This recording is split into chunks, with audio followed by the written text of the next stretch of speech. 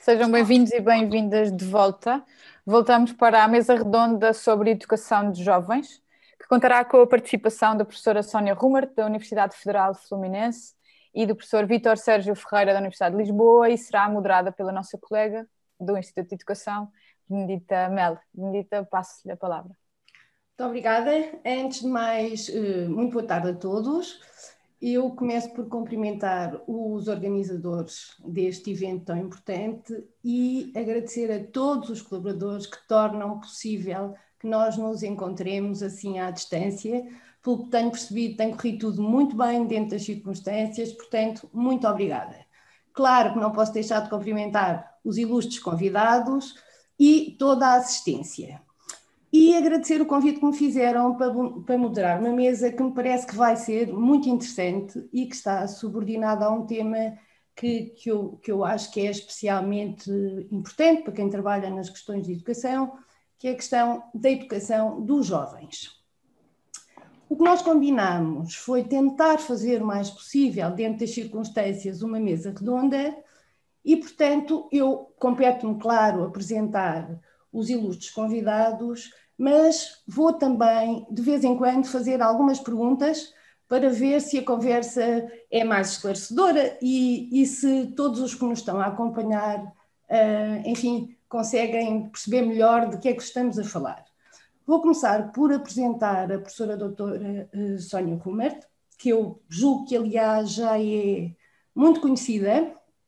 A professora Sónia é doutora em Ciências Humanas e Educação pela Universidade Católica do Rio de Janeiro e fez o pós-doutoramento em Formação de Adultos aqui na nossa antiga faculdade, antes de sermos IE, na Faculdade de Psicologia e Ciências da Educação da Universidade de Lisboa.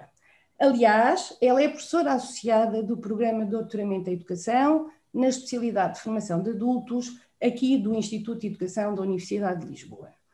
É professora associada, embora esteja aposentada, da Universidade Federal Fluminense e trabalha no programa de pós-graduação em Educação. Possui uma vasta experiência em ensino, pesquisa e extensão na área de trabalho e educação, com ênfase na educação básica e profissional de jovens e adultos trabalhadores. É ainda pesquisadora do Conselho Nacional de Desenvolvimento Científico e Tecnológico e líder do grupo de pesquisa EJA. Portanto, perante este currículo, adivinha-se uma intervenção muito estimulante. Antes de lhe dar a palavra, eu julgo que faz sentido apresentarmos também o outro convidado, o investigador Vítor Sérgio Ferreira. O Vítor Sérgio Ferreira é doutorado em Sociologia pelo ISCTE, aqui de Lisboa, e é atualmente investigador auxiliar no Instituto de Ciências Sociais da Universidade de Lisboa. No ICS, coordena o grupo de pesquisa LIFE, que significa Percursos de Vida, Desigualdades e Solidariedades, Práticas e Políticas, e é ainda vice-coordenador do Observatório Permanente da Juventude. É professor de métodos e técnicas de pesquisa qualitativa no programa interuniversitário de doutoramento em Sociologia. Tem coordenado e participado em vários projetos de investigação, com principal incidência nas áreas da Sociologia da Juventude e do Corpo.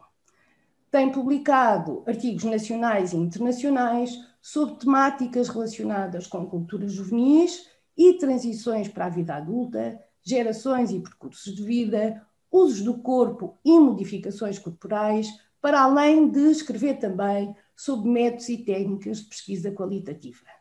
Atualmente, e é sobre isso que ele nos vem falar, tem investigado sobre novas aspirações profissionais dos jovens, os seus percursos formativos e de inserção no mercado de trabalho. Postas estas apresentações, vou dar a palavra à professora Sónia Rumert e chamar a atenção para o título da sua intervenção. A sua intervenção tem um título muito sugestivo e chama-se Movimentos Sociais, Educação e Juventude na América Latina do século XX. E este título leva-me desde já a colocar-lhe duas perguntas. Por que razão a sua intervenção se vai centrar na juventude e não nos jovens? Que relação é que existe entre os movimentos sociais e a educação na América Latina?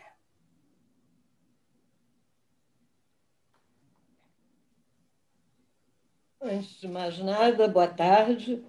Eu, assim como todos, acho que é fundamental agradecer o convite que me foi feito pela FIRSE, na pessoa da professora doutora Carmen Cavaco.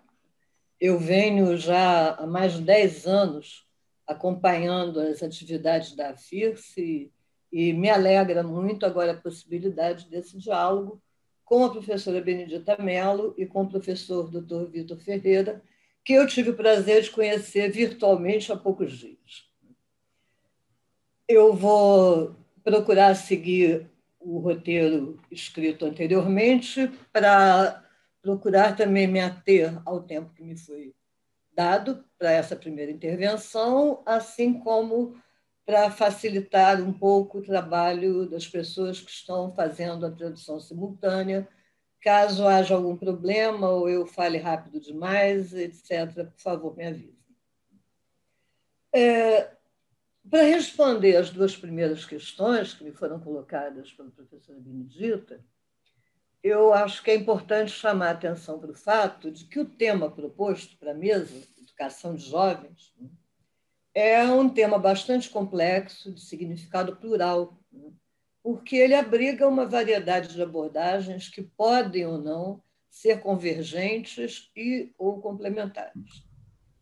Ora, em decorrência dessa amplitude, dessa diversidade, como, aliás, a professora Natália Alves assinalou, né, na sua conferência na parte anterior dessa tarde de trabalho, né, em decorrência dessa amplitude, eu decidi delimitar a minha exposição apresentando algumas considerações, eu não vou, obviamente, esgotar o tema, né, sobre os movimentos sociais, educação e juventude na América Latina do século XX, dando ênfase ao período que se inicia nos anos de 1960. Eu também não posso deixar de assinalar agora, né, que a opção pelos movimentos sociais e nessa opção por fazer referências ao educador Paulo Freire decorre de uma necessidade imperiosa de resistência. Quando nós, brasileiros, atravessamos o período mais dramático da história política recente do país, agravada ainda mais pela pandemia. Então, essa foi uma decisão política, como normalmente são as minhas decisões. Quanto à opção pelo termo juventude e não pela palavra jovens, eu fiz a escolha, uma vez que eu prefiro me valer de denominações que remetam a perspectivas coletivas. Isso não quer dizer, entretanto, que eu deixo de considerar, porque isso não seria possível, né, o fato de que os jovens são seres muito diversos. Mas eu creio que é necessário, sobretudo nesses tempos de individualismo, de atomização social, ressaltar o processo de constituição do jovem como ser social e como tal histórico. Isso não significa ignorar que a juventude é heterogênea, que é marcada por particularidades raciais, étnicas, religiosas, de gênero, entre outras. Ao ter como referência, né, a dialética entre particularidade e complexidade, que assume as mais diferentes configurações no âmbito da estrutura de classes do mundo capitalista, eu entendo que é assim que o termo juventude adquire maior complexidade.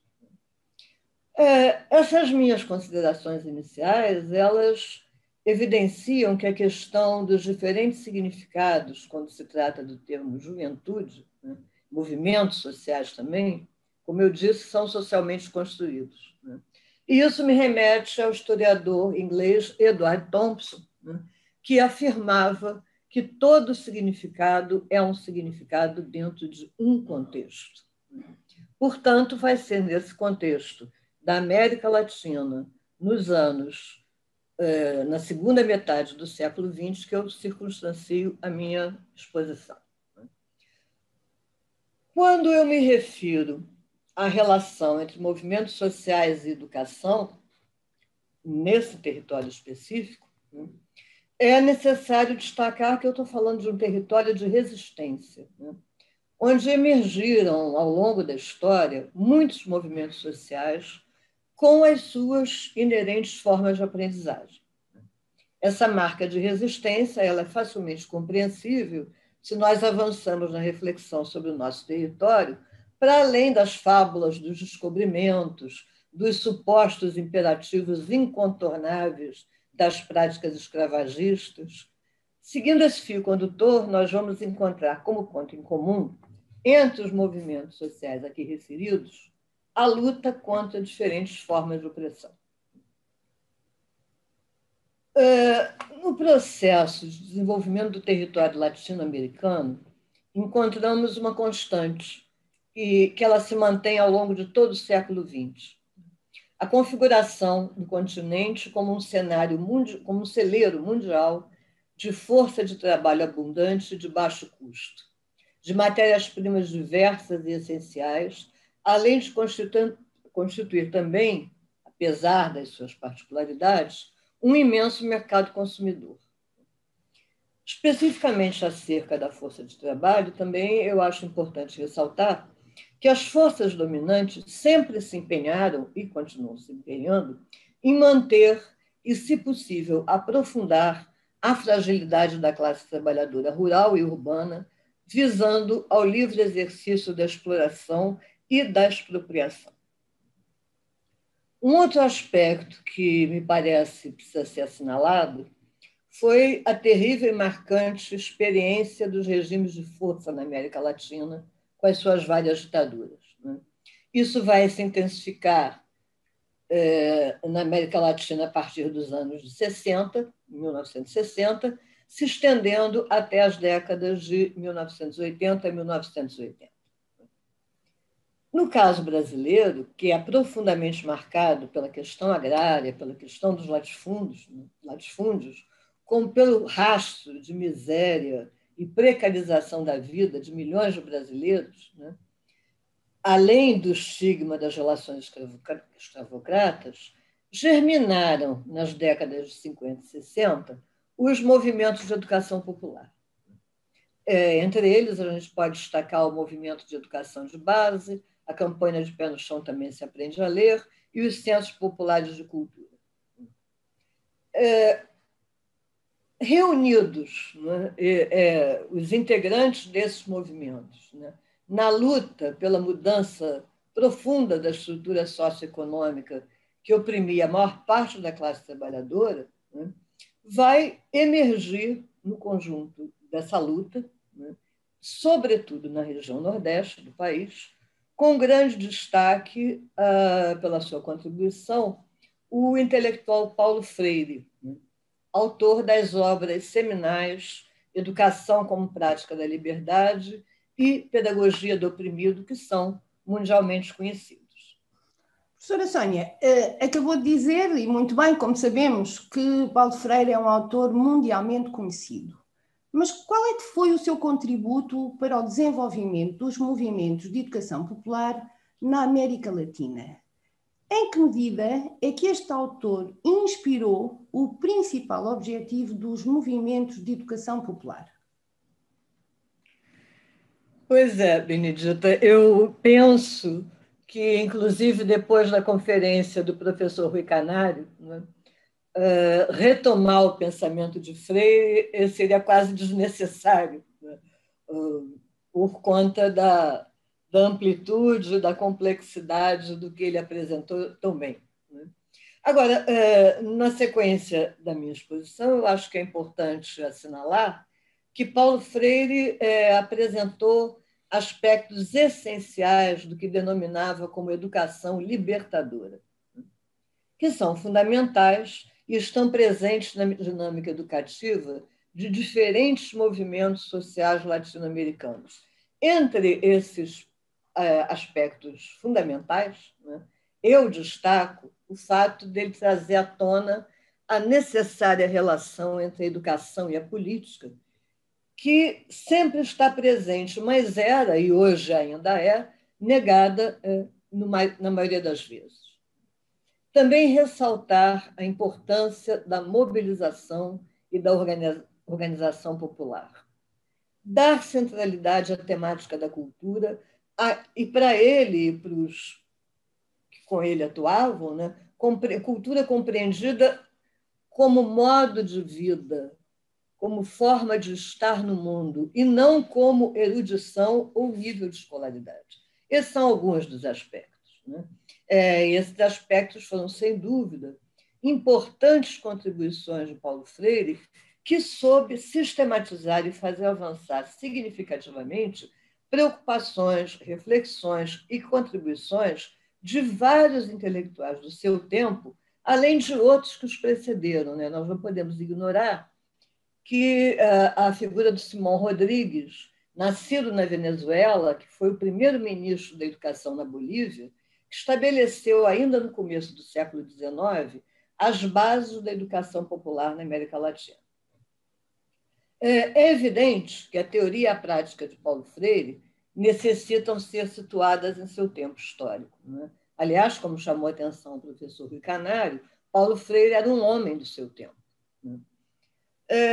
O período da sua atuação, em que se concretizaram os movimentos que eu mencionei anteriormente, né, para os quais ele contribuiu enormemente, é reconhecido na educação popular como o período em que se funda algo novo no panorama pedagógico latino-americano. Esses movimentos, na sua atuação, eles reconhecem que a prática educativa se fazia e era inerente à sociedade em movimento. Quer dizer, o movimento fazia dele próprio a sua grande sala de aula, recriando, assim, os tradicionais papéis de educador e educando, as metodologias, os objetivos e os conteúdos das práticas pedagógicas. Nesse cenário, vai emergir um amplo conjunto de questões envolvidas na relação entre os movimentos sociais e a educação, que aparentemente podem não dialogar entre si. Né? Dessas questões, nós podemos mencionar as marcas da violência dos processos de expropriação decorrentes da conquista e da colonização espanhola e portuguesa, sobretudo no nosso território. Né? O que eu já disse, o estigma das relações escravocratas, né? E a posição de subalternidade posterior aos processos de independência dos países da região, no cenário mundial dominante, que os caracteriza até a atualidade como países de capitalismo independente. E, finalmente, o caráter de extrema exploração das massas trabalhadoras. Eu penso que essas são questões que vão nos colocar uma visão breve, mas significativa do quadro sócio-histórico em que se forjou a juventude latino-americana, que seria o ponto a abordar a seguir. Exatamente, e era precisamente isso que eu lhe ia perguntar. Depois de, no fundo, traçar em traços largos este quadro socio-histórico em que se forjou a juventude da América Latina, importaria explicar-nos, afinal, o que significa esta palavra, juventude? Bom, ainda na sequência das conferências de hoje, né, essa questão também foi muito bem abordada pela professora Natália Alves. Né? Eu entendo que o conceito de juventude é um conceito em permanente disputa e construção. Né? A juventude não é uma categoria de análise independente, ela é uma expressão social, né? Uma vez que não existem jovens apartados da sociedade em que eles se constituíram como jovens. Né? Genericamente, eu quero só chamar a atenção para o fato, né, que as diferentes teorias sobre juventude correspondem a determinadas concepções de mundo, que vão subordinar as concepções do ser humano às dimensões políticas, econômicas e sociais dominantes, né, nas circunstâncias históricas em que os significados dos termos e as teorias sobre elas foram desenvolvidos.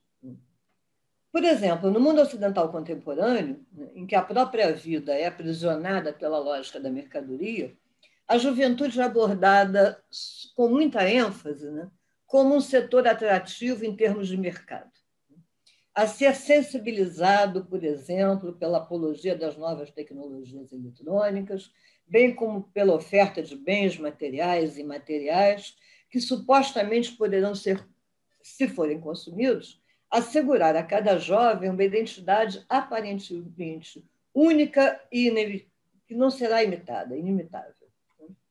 Ora, essas estratégias político-ideológicas de captura da subjetividade juvenil, elas acirram ainda as diferenças e os conflitos com as demais fases etárias.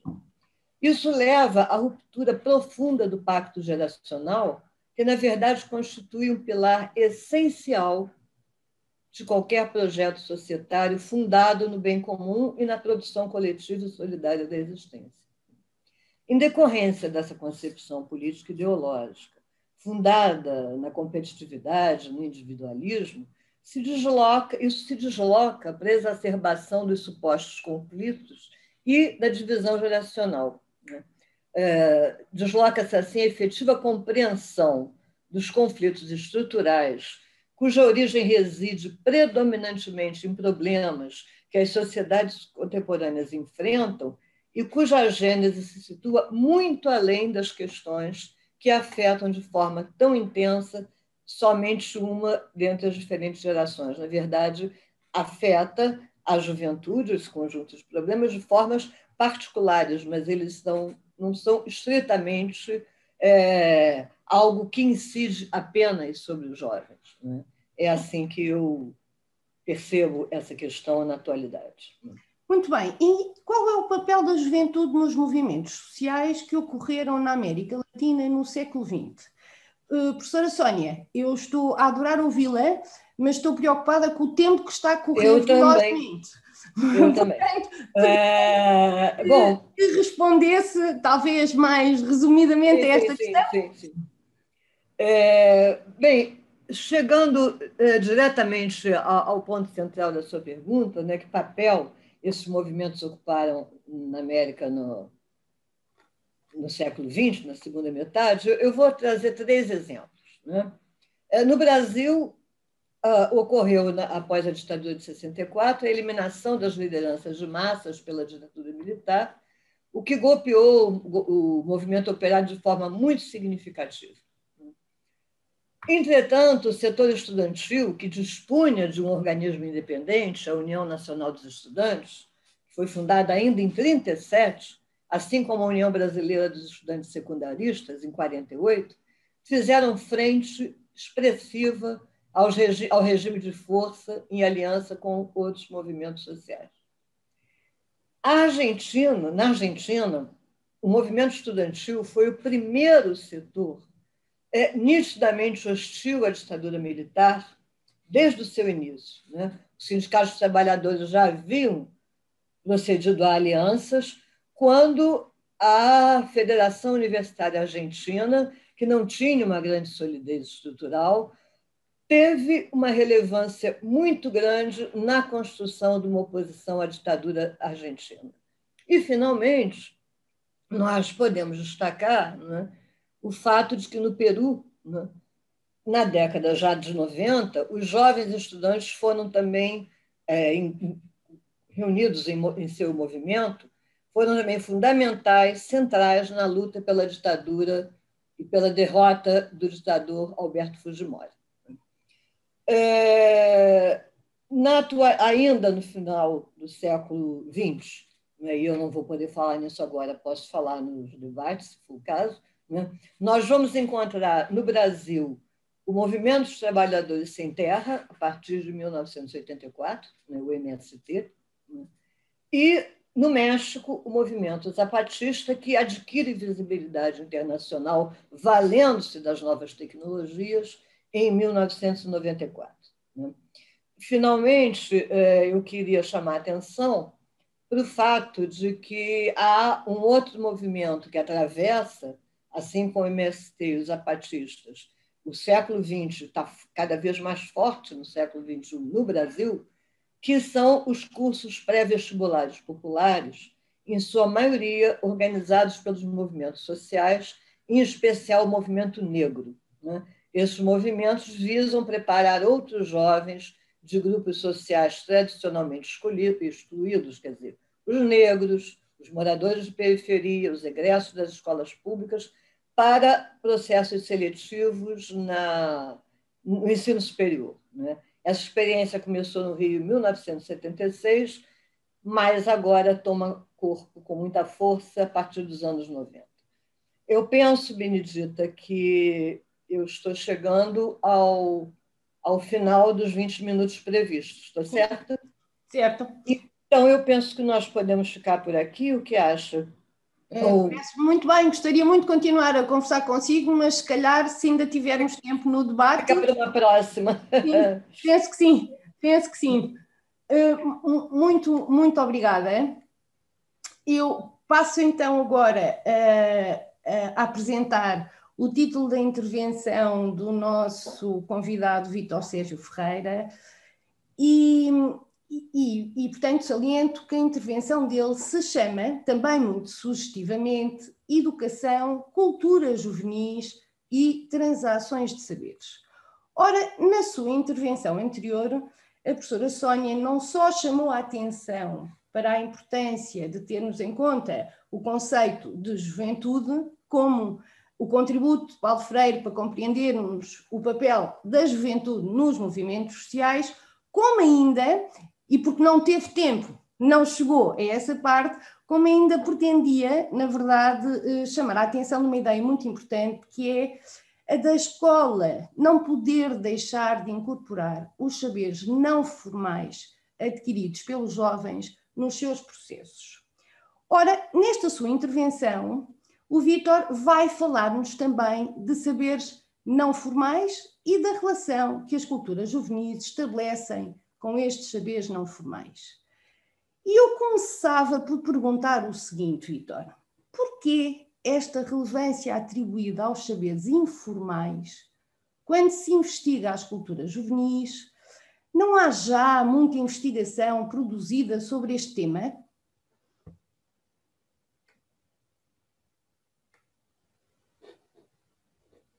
Vítor, estás por aí? Estou aqui. Tinha o microfone desligado. Então, boa tarde a todos e a todas. Agradecia o convite para esta mesa redonda, que neste momento é mais um ecrã quadrado. À Firce e à professora Carmen Cavaco, e saudava todos os presentes. E para começar a responder à tua pergunta, há alguma, não diria que há muita investigação, há alguma, mas não propriamente sobre os saberes que são transmitidos e reproduzidos nas culturas juvenis. O facto é que a educação formal tem vindo, de facto, a massificar-se entre as mais novas gerações e com este processo tem havido também a valorização de outros saberes e outros espaços de aprendizagem para além dos saberes que são transmitidos na escola. E estes espaços têm vindo a alargar-se e a institucionalizar-se no espaço social. São, sobretudo, experiências que são tornadas competências e recursos distintivos para cada vez mais valorizados nos currícula dos mais jovens e nos seus percursos de transição entre a escola e o emprego. São valorizados pelos agentes empregadores, pelos técnicos e instituições de juventude, os designados youth workers. São também valorizados cada vez mais pelas políticas públicas de juventude e, de alguma maneira, também começaram a ser bastante valorizados pelos próprios jovens. No entanto, a investigação que é realizada acerca de espaços e modalidades de educação não formal e informal tem privilegiado, sobretudo, a educação de adultos, da aprendizagem ao longo da vida e da certificação e validação de competências destes mesmos adultos, dando-se menos relevo às modalidades educativas não formais e informais nas trajetórias de vida dos adolescentes e dos jovens adultos. E isto, sobretudo, porque a perspectiva dominante na educação é muito centrada na condição de estudante face à condição de jovem. Sendo marginal ainda na investigação, em educação, a investigação sobre as vivências juvenis no espaço escolar e extraescolar, fora da sala de aula e dentro das suas sociabilidades entre pares, bem como as respectivas transações e reciprocidades que existem nas dinâmicas socializadoras entre as vivências desse espaço, ou seja, dos espaços escolares e dos espaços extraescolares. O facto é que a recente estratégia da União Europeia para a juventude foi estabelecida para o período entre 2019 e 2027, ela já é explícita na relevância que dá a alargar, e passo a citar, a alargar a visão sobre a educação no século XXI. Isto reconhecendo a necessidade de focar a educação dos jovens em competências transferíveis, no sentido de promover a adaptabilidade a condições laborais cada vez mais mutáveis e a percursos de vida profissional cada vez menos lineares e previsíveis. E é neste sentido que valoriza programas de ação promotores de atividades relacionadas com o voluntariado, com a solidariedade, com a mobilidade internacional, por exemplo, os programas Erasmus, enfim, enquanto possibilidades de aprendizagem não formal ou informal de aptidões e competências tidas como pessoal e profissionalmente relevantes, nomeadamente no exercício da cidadania e no exercício de um trabalho com qualidade. E é sobre estes contextos e atividades que existe mais investigação. Os contextos de mediação destas atividades passam sobretudo por estruturas associativas e não governamentais, ou seja, são formas de enquadramento juvenil que são as mais privilegiadas pelas instituições, como em Portugal são o Instituto Português da Juventude e do Desporto, o Conselho Nacional da Juventude ou a Federação Nacional das Associações Juvenis, por exemplo. Mas mais periférico é o conhecimento sobre as zonas menos institucionalizadas da vida e dos mundos juvenis, onde também processos de aprendizagem e de transação entre saberes informais e não formais também acontece intensamente. E falo aí que eu falo nomeadamente dos contextos de sociabilidade entre pares, que são mais conhecidos nas ciências sociais por culturas juvenis ou nos mídias, que são muitas vezes apresentados como cenas juvenis, ondas juvenis ou tribos juvenis. Estes são contextos em que os laços sociais são muito mais associativos, para empregar um conceito de Zimmel, são mais associativos que associativos. Eles são estruturas de sociabilidade mais flexíveis, são voluntaristas, são conviviais, não têm qualquer tipo de enquadramento formal ou institucional, como acontece com as associações ou as ONGs, que são essas as mais privilegiadas, digamos assim, em termos de aposta nas aprendizagens não formais ou informais em termos de políticas públicas. Também não têm propriamente orientações ideológicas unidirecionais e são estruturadas em laços sociais de afinidade e afetividade que são estruturados em torno de práticas e de interesses que são muito mais expressivos e lúdicos do que propriamente instrumentais, digamos assim. Muito bem, Vítor. Percebemos, pelo que acabaste de dizer, que as sociabilidades constituem uma dimensão fundamental da experiência juvenil. Mas por que razão devemos ter em conta as sociabilidades, ou mais concretamente as culturas juvenis, quando queremos estudar os contextos de educação não formal ou informal dos jovens? Exatamente, Benedita, porque nestes contextos os jovens eu estou conscientes de que têm menos possibilidades em ter uma carreira profissional com estádios de progressão lineares e claramente demarcados, como era mais no passado. E também de que os caminhos de inserção e desenvolvimento profissional são cada vez mais aleatórios, caóticos, labirínticos e também de que o futuro é cada vez mais incerto, arriscado, é cada vez mais aberto, e cada vez mais jovens, neste contexto, cada vez mais jovens se manifestam dispostos a explorar o potencial de empregabilidade das suas próprias práticas de lazer e de prazer de todos os dias. As suas, digamos, as suas paixões que integram habilidades que são aprendidas informalmente nessas culturas juvenis. São aprendidas, como muitos deles me dizem, por brincadeira. Com efeito, o envolvimento em atividades que hoje são tão atrativas aos jovens do ponto de vista profissional, são atividades que eu lhes tenho chamado novas profissões de sonho nos horizontes profissionais juvenis. Estou a falar de atividades como ser tatuador, ser chefe de cozinha, ser DJ, ser futebolista, ou atividades hoje mais ligadas às novas tecnologias e às plataformas digitais, como ser gamer, por exemplo, ou como ser youtuber. Só para falar de algumas aspirações que eu tenho vindo a investigar.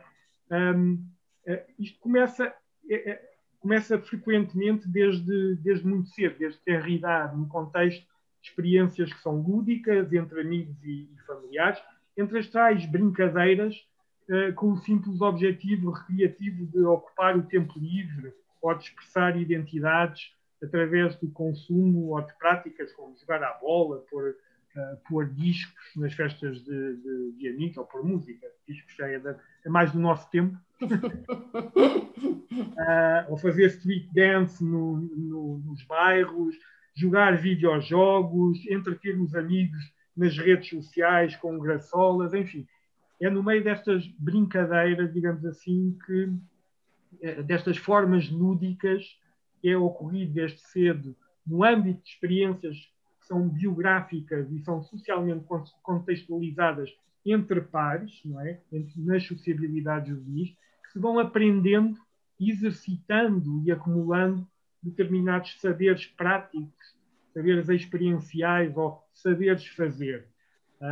E isto, em sentido muito lato, é esse conhecimento experiencial que é exigido como para jogar à bola, ou para fazer um jogo de vídeo, para comunicar com os outros com sucesso, etc. Então, pelo que acabaste de nos dizer, posso depreender que os jovens começam a construir os seus sonhos profissionais muito precocemente a partir destas tais aprendizagens informais. Mas como é que eles passam dos sonhos à realidade? Na verdade, o que é que lhes permite efetivamente sonhar ser tatuador e vir a ser tatuador, sonhar ser chefe de cozinha e vir a ser chefe, ou DJ, ou youtuber? Há muitas maneiras disso acontecer. Agora, uma das formas tem a ver com uma das coisas que tem acontecido muito recentemente, que é na tentativa de vir a satisfazer e a explorar mais mercantilmente este entusiasmo juvenil por estas práticas, o facto é que recentemente tem emergido um conjunto cada vez mais crescente de ofertas e de estruturas formativas nestes domínios de atividade e que são institucionalizadas na forma de planos curriculares e mercantilizadas sobre vários formatos educacionais. Então, estamos a falar de diferentes tipos de cursos e currícula, mais ou menos longos, de natureza mais técnica ou mais académica, desde o workshop de algumas horas, passando pelo curso de formação ou valorização pessoal, ou até ao curso profissional e até mesmo, em alguns casos, ao curso superior, por exemplo, nas áreas da gastronomia, ou mais associadas ao design ou à produção musical, por exemplo. Já vemos aqui uma certa academização deste tipo de oferta e deste tipo de saberes.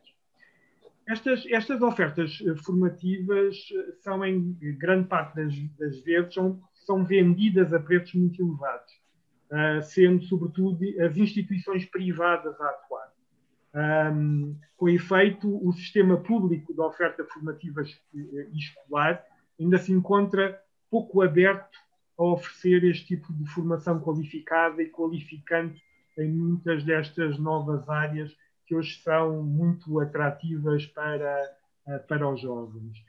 E é neste sentido que eu identifico como uma das problemáticas de investigação mais relevantes para a educação dos jovens de hoje, a que é colocada por isto que eu chamo da progressiva transação de saberes entre culturas escolares e culturas juvenis na sociedade contemporânea.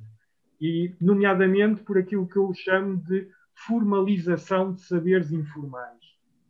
Ou seja, é um processo que diz respeito à progressiva apropriação e integração na cultura escolar de saberes experienciais produzidos e reproduzidos informalmente no âmbito das culturas juvenis.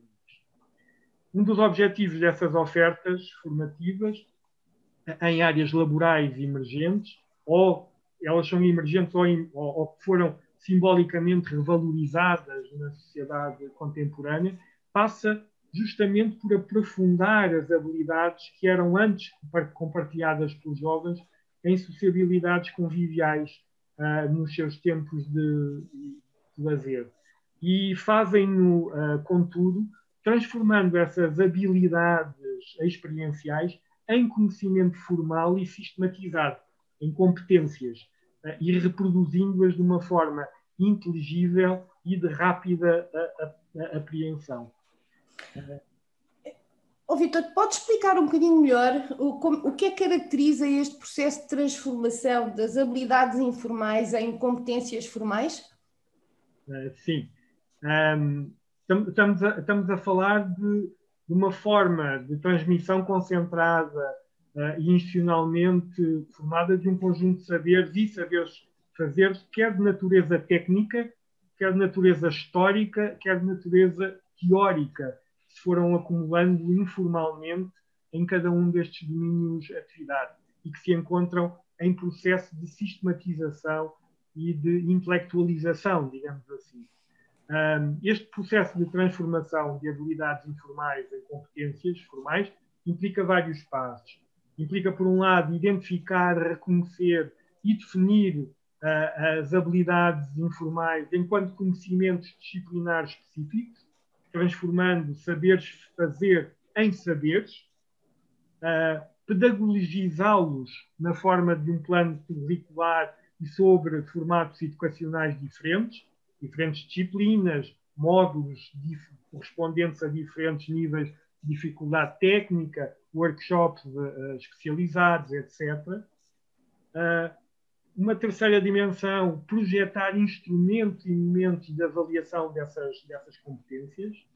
E, por último, certificá-las sobre a forma de qualificações com diferentes tipos e níveis de reconhecimento institucional, por forma a serem mercantilizados enquanto recursos formativos. Isto porque, de facto, apesar da tal procura desencantada da qual a Natália hoje falou ao início da tarde, pelos diplomas, o facto é que o diploma e a credenciação continuam a ser algo muito valorizado, mesmo quando nós estamos a falar deste tipo de saberes. É por isso é que nós vamos encontrar, por exemplo, formações em tatuador ou escolas de DJs que nos anúncios dizem que a formação é certificada e que dá direito a um determinado diploma. Então, isso significa, Vítor, que o processo de certificação escolar é incontornável? Os jovens invariavelmente têm que passar pela escola para que os seus sonhos se tornem realidade? Não têm que... Eu acho que às vezes começam até pela escola e vão além da escola. Isto porquê? Porque os processos de aprendizagem e de transação de saberes e capitais de natureza mais informal e não formal entre as culturas escolares e as culturas juvenis não vão apenas no sentido desta pedagogização e formalização de saberes experienciais presentes nas culturas juvenis. O inverso também pode acontecer, ou seja, a informalização de saberes formais também pode acontecer. E este processo de informalização de saberes formais é um processo que diz respeito à transferência de saberes que são veiculados por instâncias de educação formal, universidades, escolas, enfim, aquelas que nós mais conhecemos e temos familiaridade, para o contexto de práticas que são práticas estruturantes das culturas juvenis. Eu este processo tive a oportunidade, por exemplo, de encontrá-lo quando me dediquei ao estudo sobre o campo dos tatuadores em Portugal. Mas pode ser encontrado em muitas outras práticas, nomeadamente quando essas práticas começam a ser exercidas por jovens detentores de saberes académicos que podem ser transferíveis para o contexto de práticas juvenis experienciais. Várias práticas de rua, não é?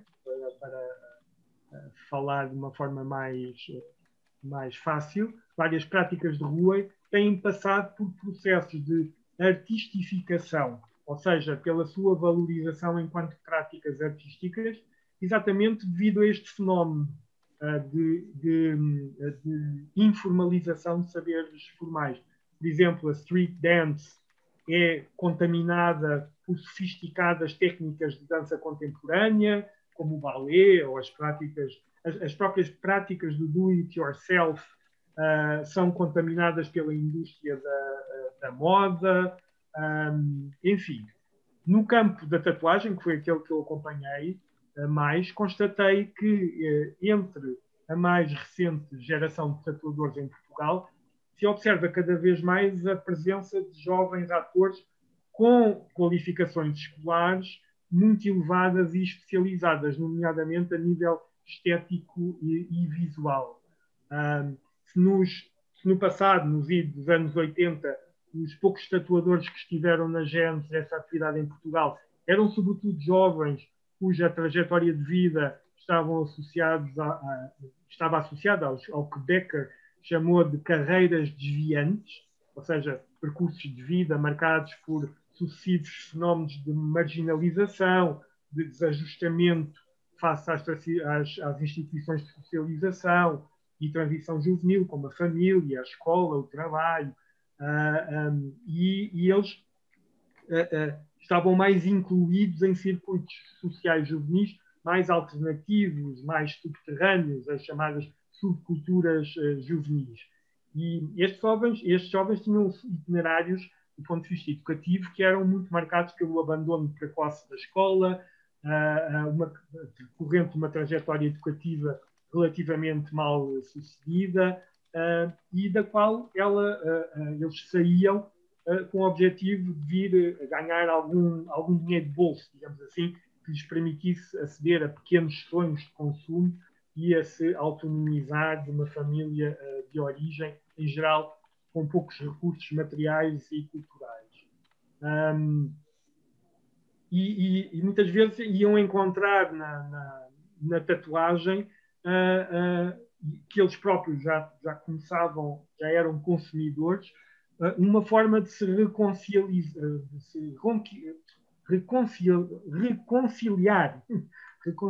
socialmente com o sistema. O sistema, como eles dizem, é uma palavra em emprego, com esse sistema de que tanto se demarcavam, aproveitando as brechas, digamos assim, que se abriam nesse sistema para a produção de modos de vida escapatórios. Mas agora o cenário mudou. O cenário mudou substancialmente, ou seja, estas pessoas que na altura eram jovens, ou já não são, continuam, digamos assim, mas os novos protagonistas, se a tatuagem começou a ser profissionalmente dispensada por essas pessoas, hoje em dia é cada vez mais procurada por jovens que já não estão obrigatoriamente associados a essas subculturas juvenis, muitas vezes nem sequer são iniciados no consumo de tatuagens, mas sobretudo que são detentores de trajetórias escolares longas e institucionalmente credenciadas, e frequentemente desenvolvidas na área das artes visuais. No contexto mais recente, é uma produção que passa a ser tentada como aquilo que Crane designa de carreira profissional alternativa, para fazer face às encruzilhadas profissionais vividas por jovens que investiram em formações artísticas longas, nomeadamente universitárias, capitalizando competências artísticas adquiridas formalmente no meio de expressão gráfica ainda pouco explorado, como é a tatuagem. E então, eles, insatisfeitos com essas limitações expressivas das tradicionais artes institucionais, estes jovens encontraram na prática de tatuar uma forma de arte gráfica original, pouco explorada, disponível para caminhos mais iconoclastas de um ponto de vista estético, relativamente a outros meios institucionalmente apresentados no decorrer dos seus percursos universitários. E o facto é que isso faz com que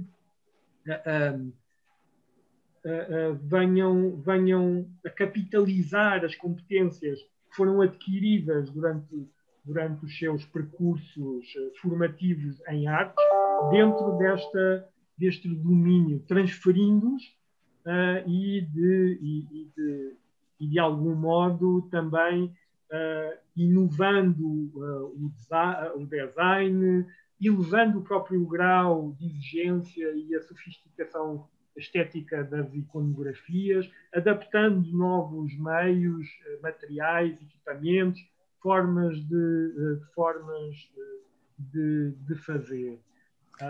Vítor, desculpa, tenho mesmo que interromper, o tempo passou num instante, vou fazer uma última pergunta para te permitir fazer uma síntese deste argumento que agora estavas a desenvolver e que me parece muito interessante. Na verdade, é possível concluirmos então que os saberes escolares tradicionais podem ser mobilizados e podem contribuir para a inovação de velhas e novas profissões. Sim, eu acho que é exatamente por aí. E, aliás, é uma coisa que nós encontramos os jovens de hoje criativamente a fazer mais, que é aquilo que Sennett tem vindo a designar de mudança de domínio, ou seja, a capitalizar habilidades que foram desenvolvidas e aprendidas em contextos mais informais, no mercado de emprego mais formal, e vemos também as escolas ou algumas ofertas formativas a tentar explorar mercantilmente esses sonhos, digamos assim, e por outro lado também vemos essa mudança de domínio no sentido de capitais e competências mais formais virem a ser transformadas ou passadas para domínios que eram muito mais dominados, faço o pleonasmo, por saberes experienciais e transmitidos do ponto de vista biográfico, mais por osmose e por mimetismo. Muito bem, Vítor, muito obrigada. Nós estamos quase a terminar o tempo desta mesa redonda. Peço imensa desculpa a todos aqueles que já nos enviaram aqui algumas perguntas. Não vai ser possível, para cumprirmos rigorosamente o tempo, responder a todas, mas há aqui duas, aliás, Vítor, se olhares para o bate-papo, eu diria que... Para o QIA? No Question and Answers também tem. Exatamente. Exatamente. É obrigada, Ana. Eu julgo que são as duas dirigidas ao Vítor, e a primeira, endereçada pelo Sérgio, preocupa sobretudo em perceber o aprofundamento, o reconhecimento formal nos processos de escolarização ou o aprofundamento, o reconhecimento sociopolítico desses adquiridos experienciais. Não sei se aqui não está um bocadinho em causa todo o processo de validação e reconhecimento das competências. Não sei se é isto que o Sérgio Xavier se refere. O Paulo Bulhões, que trabalha em atividades de tempos livres e de jovens, também está preocupado com as questões da escolha profissional.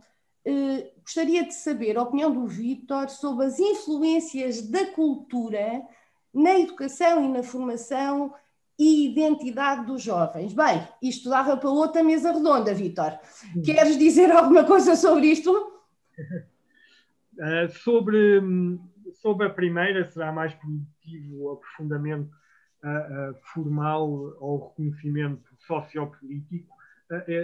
Eu acho que não há reconhecimento formal sem haver reconhecimento sociopolítico. Agora, não quer dizer que ele seja direto, digamos assim. O que nós estamos a assistir neste momento, acho eu, e isso pode dar aso a mecanismos mais excludentes, digamos assim, é que o reconhecimento formal deste tipo de habilidades mais experienciais, como está a ser explorado por uma oferta educativa que é sobretudo privada, e que é ofertada ou é trocada a troco de preços elevados, ela acaba por só poder ser acessível para jovens que eles próprios têm também condições mais favorecidas e que possam pagar essa oferta. Ou seja, eu acho que aí era de todo também era bom que a escola mais formal começasse a valorizar esse tipo de conhecimento. Aliás, um dos casos que eu tinha a ver com as questões da cozinha, de serem cozinheiros, um dos processos, os cursos de cozinha, gastronomia e tudo isso está na oferta profissional, há vários cursos de oferta profissional, e o facto é que muitos dos professores com quem eu falei deste tipo de oferta vieram dizer que ultimamente estavam a aparecer alunos dentro desta oferta, não eram os estudantes tipo deste tipo de oferta, ou seja, eram pessoas que já vinham de meios mais favorecidos e que vinham de facto ocupar desde cedo esses lugares e não apenas o que eu acho bem, inclusive como eu tenho muitas reticências acerca desta dualidade ensino profissional e não profissional. O que eu acho é que todo o ensino é ensino, cumprindo utilidades diversas, e acho que era muito bom as instâncias públicas reconhecerem que este tipo de ensino mais prático também é simbólico, pode ser simbolicamente e socialmente valorizado. E é isso que está a acontecer na prática. Muito obrigada, Vítor. Tenho a certeza que adoraríamos continuar a ouvir-te, mas não vamos mesmo poder. Uma última questão, se me permitem, para a professora Sónia Rumert, que foi agora colocada. A Maria Inês Neto pergunta-lhe se, na sua opinião, o Paulo Freire continua a fundamentar as opções educativas no interior dos movimentos sociais.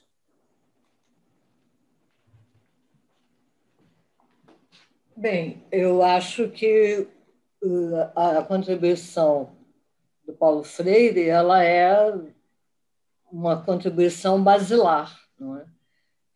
Ela não pode ser a única referência, não é? Até por conta do fato de que ele, como eu havia dito anteriormente, propôs, atuou e produziu, né, teoria dentro de determinadas circunstâncias históricas e dos limites do seu tempo e com as suas influências político-ideológicas, etc. Mas acho que aquelas questões fundamentais que eu mencionei sobre o contributo, né, essencial que ele traz, né, no sentido de estabelecer com clareza o que é a relação entre educação e política, né? Por exemplo, o Ed Paulo Freire, ainda no final dos anos 50, né, a afirmação, e ele disse isso sendo um homem que se dedicou a vida toda predominantemente à alfabetização de adultos. Ele afirmava: o analfabetismo é um problema, alfabetizar não é a solução. Né? O que ele queria dizer com isso? Ele queria dizer que o analfabetismo era um sintoma de uma sociedade injusta da qual resultava o não acesso à educação básica, por exemplo. Outro aspecto fundamental, né, é trazer e sistematizar, né, a compreensão de que a educação é um processo social, né, e que nesse processo, para esse processo convergem relações entre formação humana e cultura, entre educação e vida produtiva, educação e processo histórico. Né? Todos esses aspectos foram muito sublinhados pela prática de Paulo Freire, pela proposição dele teórico-pedagógica, né? E é, sim, né, valorizada hoje, por exemplo, como uma referência central no movimento dos trabalhadores sem terra. Né?